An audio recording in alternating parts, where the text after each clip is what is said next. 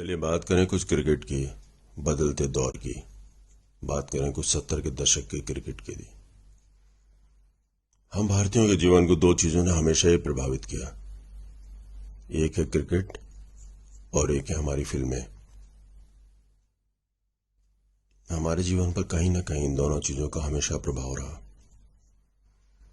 70 के दौर की क्रिकेट की बात करें तो टेस्ट मैचेस का जमाना था। 5 दिन के मैचेस, एक दिन रेस्ट डे।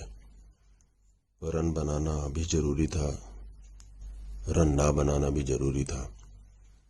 आखिरी दिन खड़े होकर बचे हुए ओवर निकालना भी उतना ही जरूरी था। नई बॉल मिलने के बाद टेल एंडर्स का बचे हुए ओवर को खेलना भी बहुत जरूरी था। 70 के दशक की क्रिकेट में ज्यादा रंग नहीं थे। मैदान का रंग हरा, बॉल का रंग लाल और सफेद जर्सी। टेलीविजन की घुसपैठ अभी हमारे जीवन में बहुत कम थी। विदेशों में होने वाले मैचेस की हाइलाइट्स ही हमें मिल पाती। देश में होने वाले ज्यादातर मैचेस रेडियो पर सुने जाते और रेडियो का अपना एक अलग ही संसार होता, अपना एक ताना बाना, अपना एक इमेजिनेशन।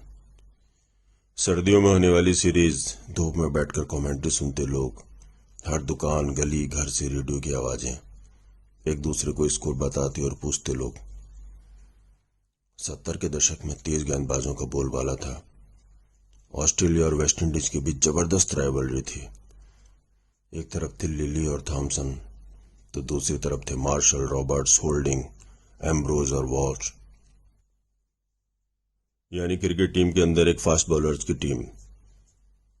एक तरफ थे चैपल ब्रदर्स तो उधर थे Sobers, Kanhai, Kallicharan, Greenidge, Haynes, Richards. हमारी स्थिति थोड़ा अलग थी। हमारे पास कोई तेज गेंदबाज नहीं था। हम पूरी तरह से निर्भर थे अपनी स्पिन चौकड़ी पर। लेकिन ये भी एक सोचने की बात है कि हमारे बल्लेबाज कहाँ प्रैक्टिस करते थे जो विदेशों में जाकर इन फास्ट बॉलर्स को खेलते थे। इन तेज गेंदबाजों के अपने रन अप तक जाने और वापस आने की भी एक कहानी होती।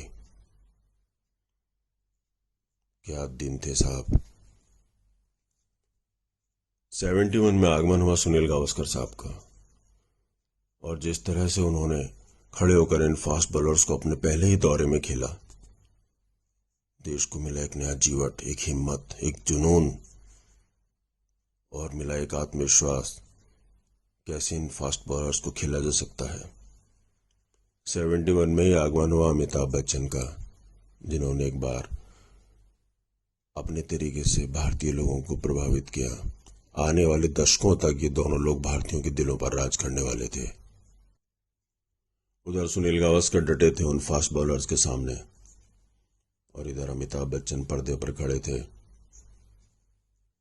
हर भारतीय को एक नया कॉन्फिडेंस देते हुए। लेकिन अभी वो भी यही कह रहे थे कि मैं और मेरी तन्हाई अक्सर ही बातें करते हैं, तुम होती तो कैसा होता। कुछ इसी तरह से क्रिकेट में भी जीत हमसे थोड़ा थोड़ा दूर ही रहती। लेकिन 71 से बननी शुरू हुई एक नई टीम,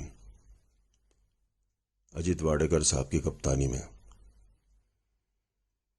जिसमें थे फारूक इंजीनियर, अजीत वाडेकर, गुंडप्पा विश्वनाथ, भारतीय टीम का दारोमदार लिए हुए, अपनी कलाइयों से चौके निकालने वाले, एकनाथ